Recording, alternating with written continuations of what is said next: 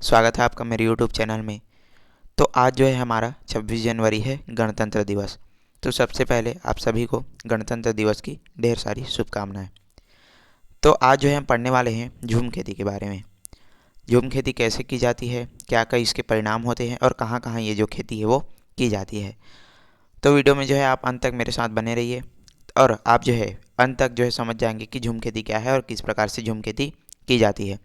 तो चलिए वीडियो शुरू करते हैं, पढ़ना शुरू करते हैं। चैनल को सब्सक्राइब कीजिए, अपने मित्रों के साथ जरूर इसको शेयर कीजिएगा। और ये जो है आपके बहुत सारी परीक्षाओं में आपकी मदद करने वाले हैं, तो वीडियो में जो है बिना स्किप के अंत तक बने रहिए। तो पहाड़ों की तेज ढलानों पर अत्यधिक वर्षा के कारण पूर्वी हिमालय में खेती करने में काफ़ी कठिनाई होती है।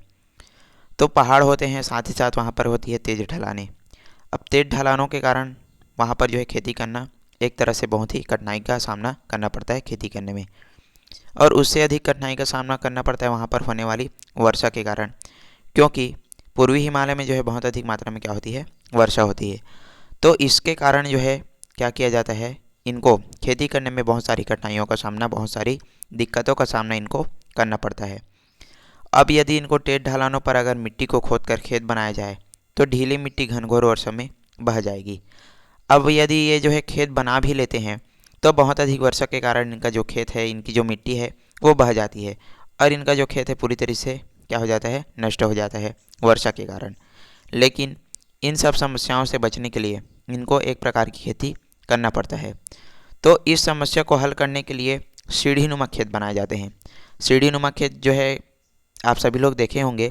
तो सीढ़ी नुमा खेत जो है बनाए जाते हैं, जो कि कुछ सीढ़ी के आकार का, मतलब सीढ़ी जिस प्रकार होता है ठीक उसी प्रकार से जो सीढ़ी नुमा खेत है वो भी होता है।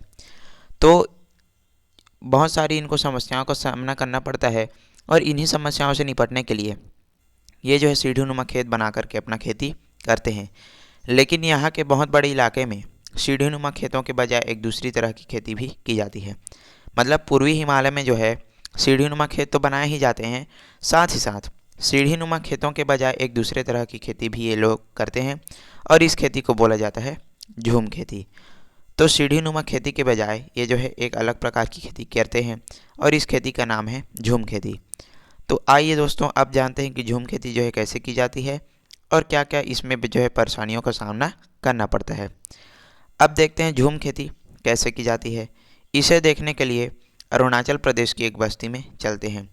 तो अरुणाचल प्रदेश की एक बस्ती है, इसका उदाहरण हम देखते हैं। और वहाँ के लोग क्या करते हैं, झूम खेती करते हैं। और झूम खेती जो है किस प्रकार से करते हैं, इसको देखने के लिए हम जो है अरुणाचल प्रदेश की एक बस्ती का दौरा करते हैं। तो यह अरुणाचल प्रदेश की एक छोटी सी बस्ती है और ऊंचे पहाड़ के ऊपर समतल भूमि पर एक गांव बसा है, जिसमें करीब 20 से 30 घर हैं। तो ये जो बस्ती है वो कहाँ की है, अरुणाचल प्रदेश की है। छोटा सा गांव है जो कि पहाड़ों पर, समतल भूमि पर, ये जो है पहाड़ों के ऊपर जो है एक समतल भूमि है, वहाँ पर बसा हुआ एक 20 से 30 घरों का एक छोटा सा गांव है। और घर भी कैसा है, चित्र 2.11 में देखें। तो चित्र में हम आगे देखने वाले हैं कि इनका जो घर है वो कैसा है।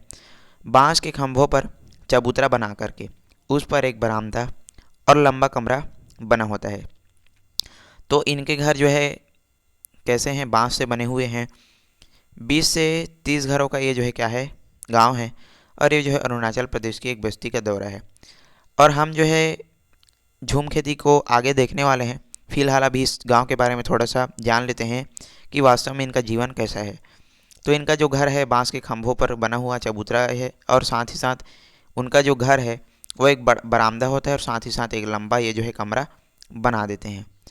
और ऐसा लगता है कि पहाड़ों की ढलानों पर बांसों से घर को टिका कर रखा है। तो इनका घर यदि हम देखें तो देखने में हमको ऐसा लगेगा जैसे कि इनका जो घर है वो किसी पहाड़ की ढलान पर जो है बांस से टिका हुआ है। तो देखने पर ऐसा लगता है इनका घर कि ये जो है अपने घर को बांसों से जो है टिका करके रखे हुए हैं। अधिक वर्षा के कारण ज़मीन नमी रहती है, जिससे कीड़े मकोड़े, सांप, बिच्छू और जोंक ये सब जो है घर में घुस जाते हैं। नमी और कीड़ों से बचने के लिए यहाँ के खंभों पर जो है घर को बनाया जाता है। हमने पहले क्या पढ़ा था कि इनका जो घर है वो बांस के खंभों पर जो है बना हुआ इनका क्या था, घर था। तो ये जो है अपना जो घर है वो खंभों पर, बांस के खंभों पर इसलिए बनाते हैं ताकि यहाँ पर जो है जो कीड़े मकोड़े, सांप, बिच्छू वगैरह हैं वो जो है इनके घरों में मत घुस आए, क्योंकि यहाँ की जो ज़मीन है वो लगातार वर्षा के कारण जो है नमी रहती है इनकी ज़मीन पर, जिससे जो है कीड़े मकोड़े सांप बिच्छू जो है इनके घरों में घुस जाते हैं। तो इन सभी से बचने के लिए ये जो है अपने घरों को जो है बांस के खंभों पर जो है बनाते हैं, और नमी और कीड़ों से बचने के लिए यहाँ खंभों के ऊपर घर बनाए जाते हैं। घरों के आसपास के बाड़ों में फलदार पेड़ और सब्जियाँ, चाय और काफ़ी उगाई जाती है। तो जितने भी इनके घर के आसपास जितने भी बाड़े हो गया, वहाँ पर ये जो है क्या करते हैं, अपने फलदार वृक्ष वगैरह, सब्जियाँ, चाय वगैरह ये जो है उगाते हैं और इन्हीं की खेती ये जो है किया करते हैं। और यह बस्ती है मिजो कबीले की। तो ये जो बस्ती है अरुणाचल प्रदेश की, तो यहाँ पर जो है मिजो नामक कबीला रहता है। और इस बस्ती के सभी लोग जो है एक दूसरे के क्या हैं, रिश्तेदार हैं। मतलब जितने भी यहाँ पर लोग रहते हैं वो एक दूसरे के सगे संबंधी हैं, रिश्तेदार हैं। और ये सभी एक ही कुनबे के लोग हैं, लेकिन अलग अलग घरों में रहते हैं। तो एक ही कबीले के लोग हैं, लेकिन सब अलग अलग जो है घरों में रहते हैं, साथ ही साथ एक दूसरे के सभी जो है क्या हैं, रिश्तेदार हैं।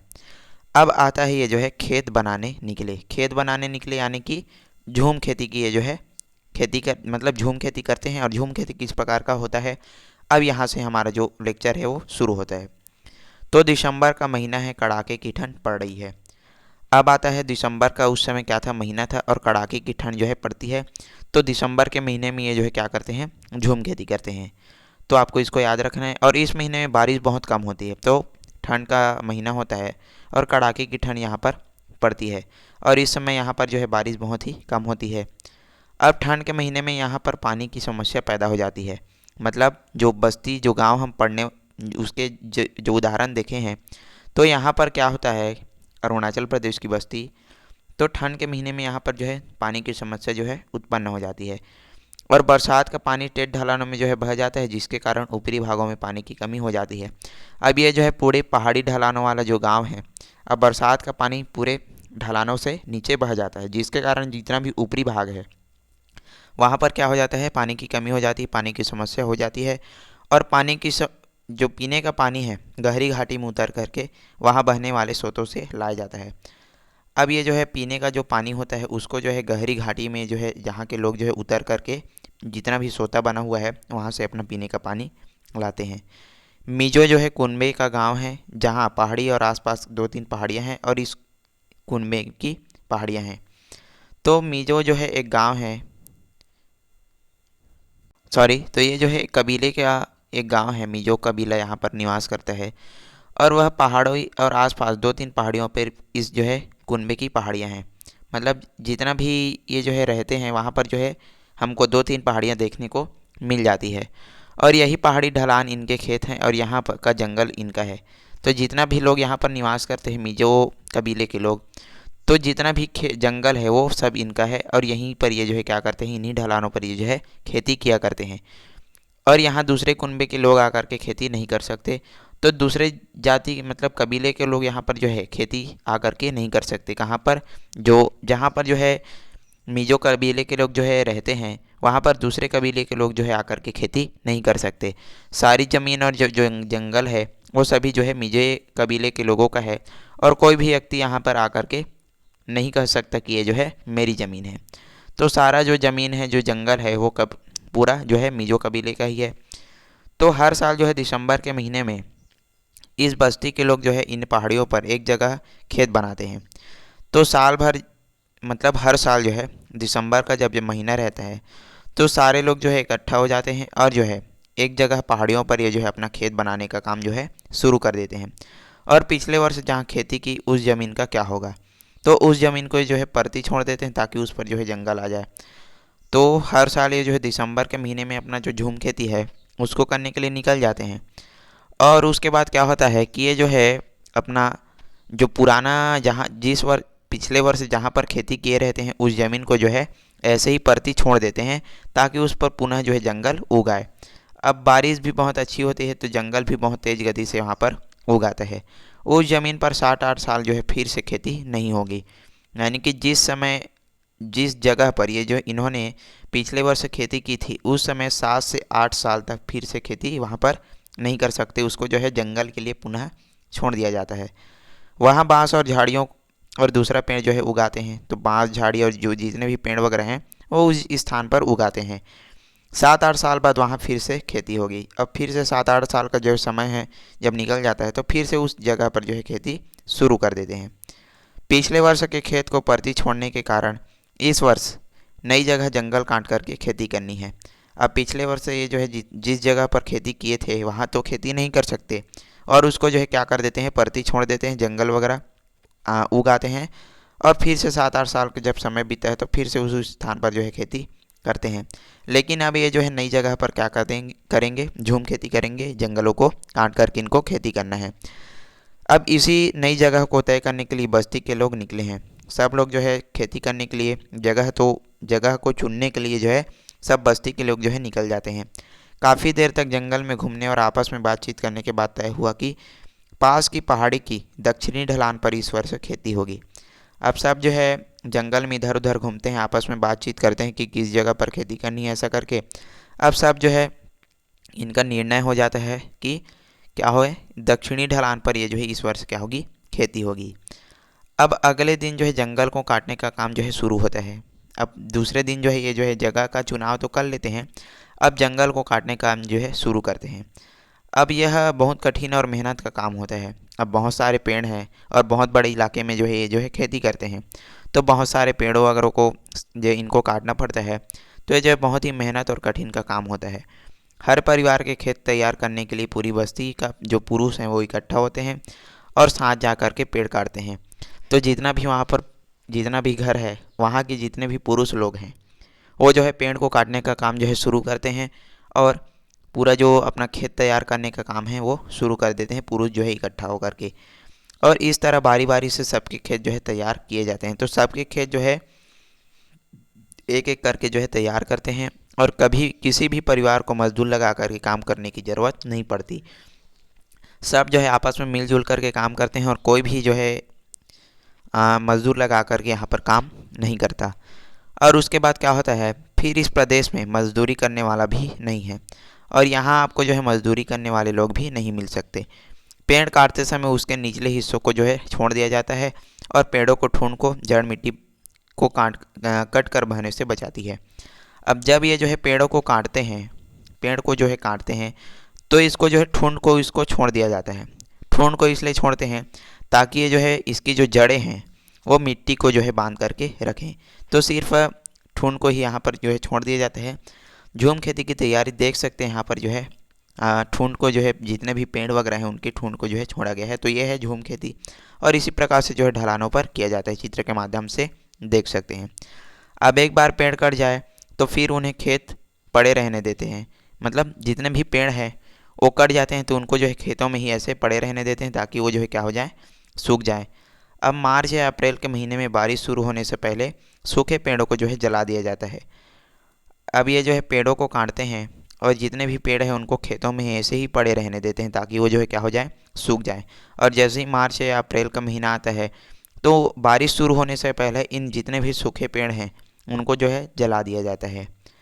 तो अब ज़मीन पर राख ही राख बिछ जाती है। अब पेड़ों को जलाएंगे तो यहाँ पर चित्र में देख सकते हैं पूरी तरीके से राख ही राख पूरे ज़मीन पर बिछ जाती है और बीच बीच में अधजले पेड़ों के ठूंठ रह जाते हैं। देख सकते हैं चित्र में बीच बीच में जो है पूरा जो अधजला जो पेड़ है उसका जो ठूंठ है वो बचा हुआ है और एकधा बारिश के बाद राख मिट्टी में घुल जाती है और इस तरह झूम खेत तैयार हो जाता है। अब जैसे ही बारिश आती है, अचानक से बारिश आती है तो जितना भी राख है वह पूरी मिट्टी में जो है मिल जाती है, पूरी मिट्टी में जो है शामिल हो जाती है और इस तरह से तैयार किया जाता है झूम खेती। तो ये था झूम खेती की तैयारी। अब यहाँ तेज ढलानों पर हल बक्सर का उपयोग नहीं होता। तेज ढलवा ज़मीन को बखरने से मिट्टी घुल जाती है और बारिश में का पानी के साथ बह जाती है। इस कारण इन प्रदेशों में हल नहीं चलाया जाता। अब यहाँ पर क्या है, ये जो है पूरी तरीके से पहाड़ी चट्टानी इलाका है। अब यहाँ पर जो है हल वगैरह तो नहीं चलाया जा सकता और यदि ये हल वगैरह चला देंगे तो जो पूरी मिट्टी है बरसात के पानी में क्या हो जाएगा, बह जाएगा और इस कारण यहाँ इस प्रदेश में जो है हल वगैरह भी नहीं चलाया जाता। अब अप्रैल का महीना है, अब हल्की बारिश होने लगी है। मई से घनघोर वर्षा शुरू हो जाती है, यानी कि जिस जगह की हम जो है बात कर रहे हैं वहाँ पर क्या है, अप्रैल का महीना चल रहा है और मई आते ही घनघोर वर्षा यहाँ पर शुरू हो जाती है। लेकिन हमारे तरफ मई में जो है क्या होता है, बहुत तेज़ क्या होता है, गर्मी होता है।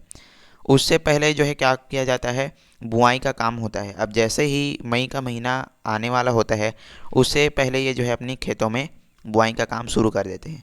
हम अभी देखें कि झूम खेती किस प्रकार से तैयार किए जाते हैं। अब इसके बाद देखने वाले हैं कि ये जो है किस प्रकार से अपनी फसल का बुआई कटाई करते हैं।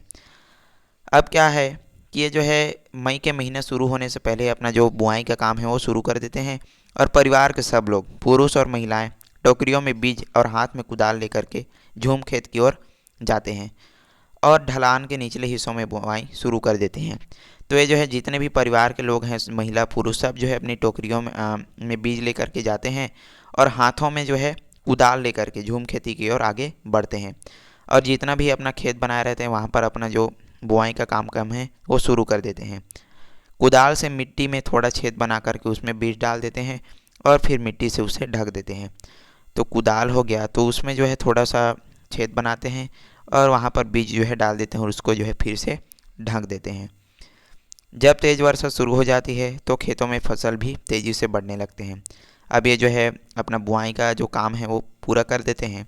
अब जैसे ही तेज़ वर्षा का जो समय हो आ जाता है तो खेतों में भी जितना भी फसल है वो तेज़ी से बढ़ने लगते हैं, और साथ ही साथ खरपतवार भी, तो खरपतवार भी बढ़ता है, साथ ही साथ ये जो फसल है वो भी तेज़ी से बढ़ता है।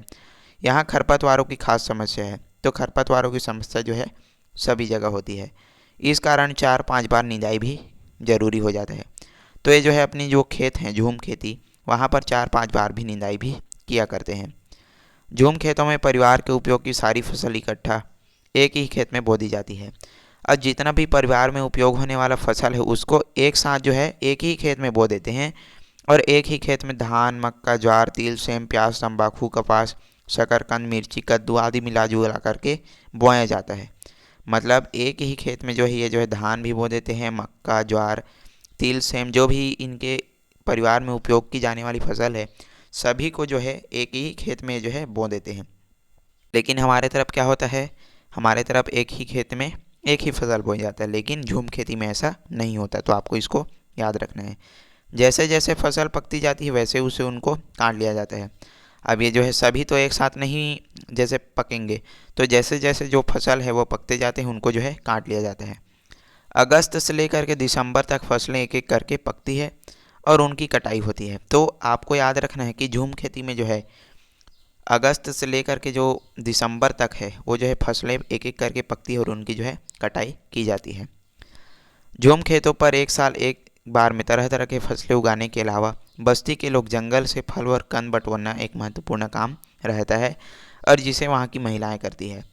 तो जिस अरुणाचल प्रदेश की बस्ती की हम जो है बात कर रहे हैं, वहाँ पर क्या होता है कि ये जो है साल में हर साल तरह तरह की फसल तो उगाते ही हैं, साथ ही साथ यहाँ के बस्ती के लोग क्या करते हैं कि जंगल से फल और जो कंद है वो भी इकट्ठा करते हैं, और ये जो काम है वहाँ की महिलाएं करती है। आमतौर पर जब झूम खेती बनाते समय फलदार वृक्षों को नहीं काटते ताकि उनके फलों का उपयोग हो सके। तो ये लोग क्या करते हैं, जब जो है झूम खेती बनाते रहते हैं तो उस समय क्या करना पड़ता है, पेड़ों को काटना पड़ता है। लेकिन ये जो है फलदार पेड़ों को नहीं काटते ताकि उनके फलों का ये जो है उपयोग कर सके। अब यहाँ के पुरुष जंगल में शिकार भी करते हैं। तो अरुणाचल प्रदेश की जिस बस्ती की बात जो है कर रहे हैं, जो कि 20 से 30 घरों का है, तो वहाँ के लोग क्या करते हैं, शिकार भी करते हैं, और शिकार से जो मांस मिलता है उसका मतलब इनके भोजन का क्या है, मुख्य अंग है। और आजकल जो जंगल है उनमें जानवर कम हो रहे हैं, इसलिए शिकार पर भी कई पाबंदियाँ लगी हुई है।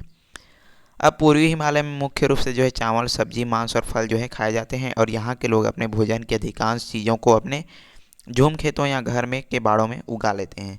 ये जो है खेतों पर जो है सभी फसलों को, सभी जितने भी फसल हैं इनके घरों में उपयोग होने वाला खाद्य जितना भी पदार्थ है उनको एक साथ जो है बो देते हैं, और जैसे जैसे फसल पकती जाती है वैसे उसे उनको काटा जाता है। और जंगल में शिकार और फल भी मिल जाते हैं।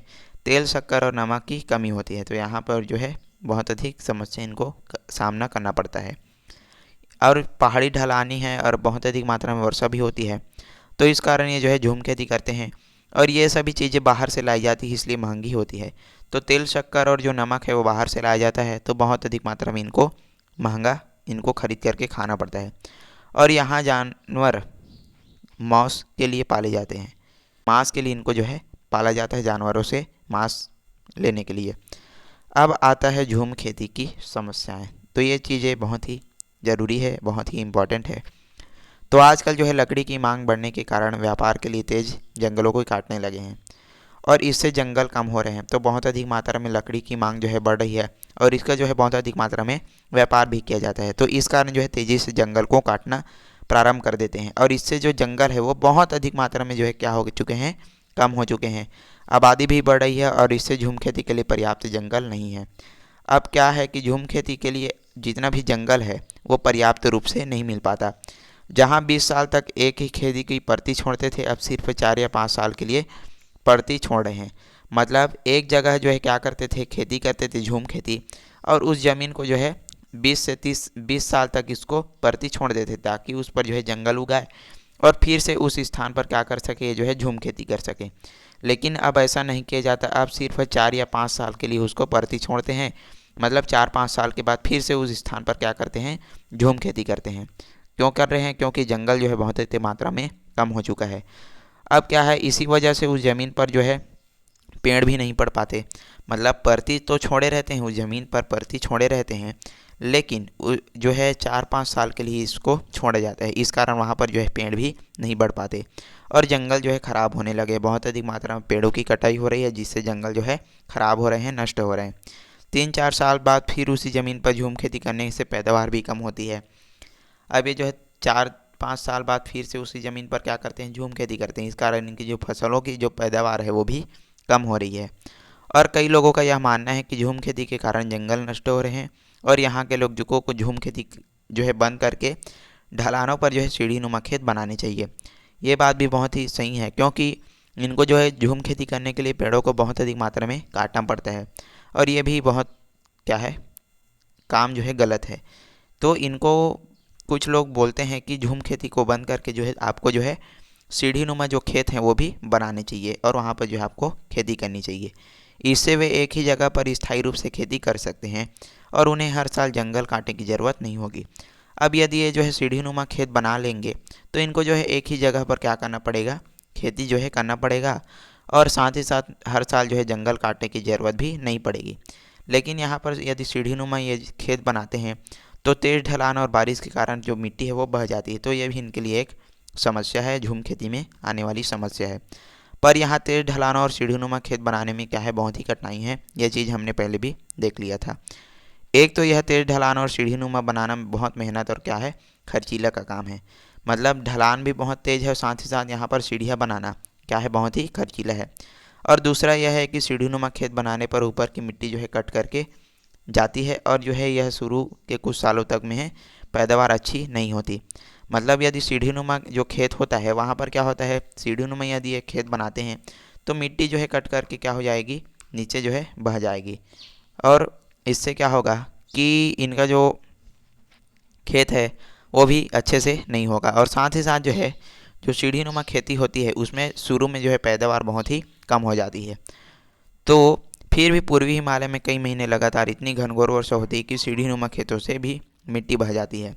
तो ये सभी चीज़ें हैं झूम खेती में आने वाली समस्याएं और ऐसे कई कारण पूर्वी हिमालयों में बहुत कम हिस्सों में आज भी लोग झूम खेती कर रहे हैं।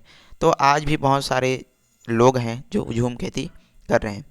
तो ये था झूम खेती और झूम खेती में आने वाली समस्याएं और किस प्रकार से झूम खेती की जाती है। तो पूरा हम इस वीडियो में जो है देखें हैं। तो आई होप आपको वीडियो जो है समझ आ चुका होगा, ये जो पार्ट है वो समझ आ चुका होगा। तो चलिए, वीडियो यदि पसंद आए तो लाइक करें, अपने मित्रों के साथ जरूर इसको शेयर कर दीजिएगा और आप जो है चैनल को सब्सक्राइब नहीं कर रहे हैं तो ज़रूर सब्सक्राइब कीजिए ताकि आपको इस तरह की वीडियो जो है लगातार मिलते रहे।